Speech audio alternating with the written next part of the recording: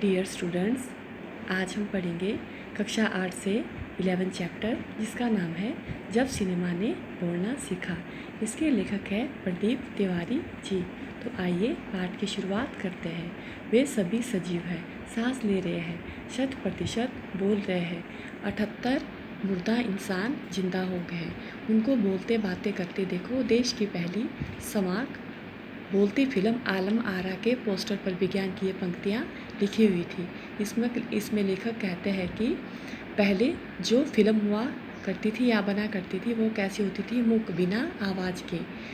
तो अब जो ये फिल्म बनी थी इसमें सभी व्यक्ति सजीव थे, सभी सांस लेते, आपस में 100% बोल रहे थे।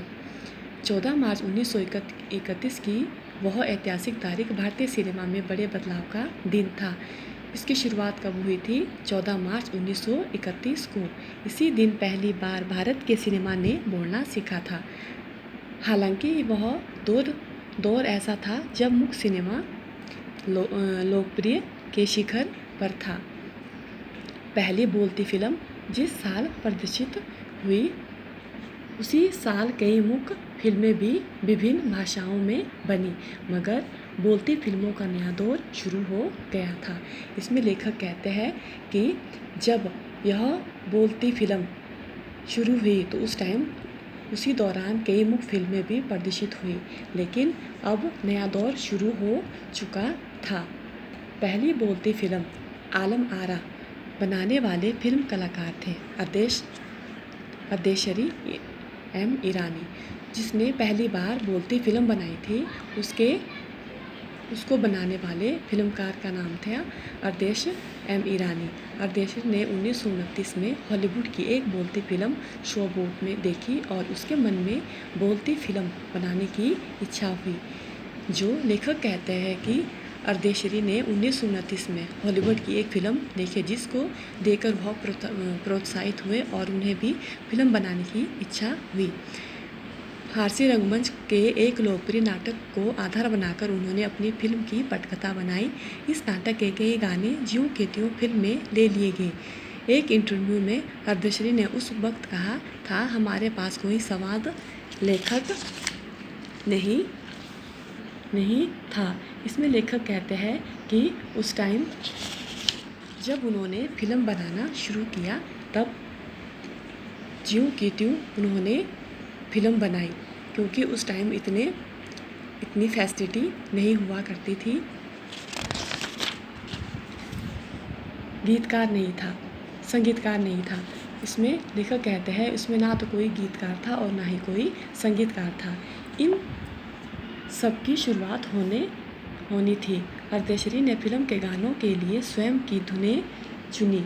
फिल्म के संगीत में महज 3 वाद्य तबला, हारमोनियम और वायलिन का इस्तेमाल किया गया। इसमें लेखक कहते हैं कि इसमें केवल 3 जो संगीत के मेन यंत्र थे वो केवल 3 थे, एक तबला, एक हारमोनियम और एक वायलिन। आलम आरा में संगीतकार या गीतकार में स्वतंत्र रूप से किसी का नाम नहीं डाला गया। इस फिल्म में पहले पार्श्व गायक बने W.M. खान।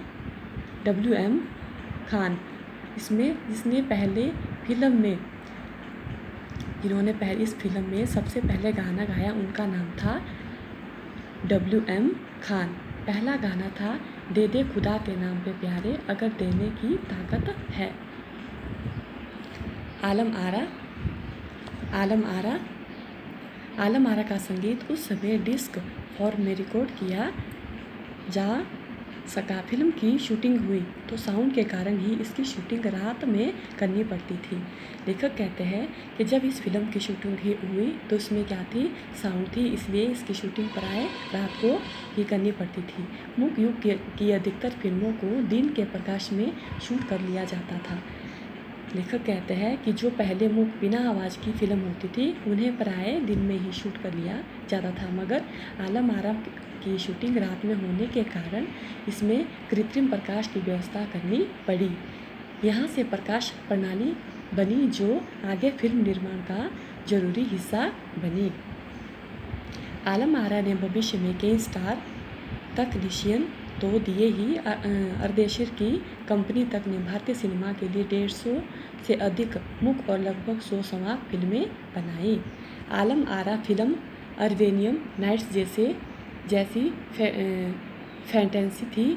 फिल्म में हिंदी उर्दू के मलवानी हिंदुस्तानी भाषा को लोकप्रिय बनाया।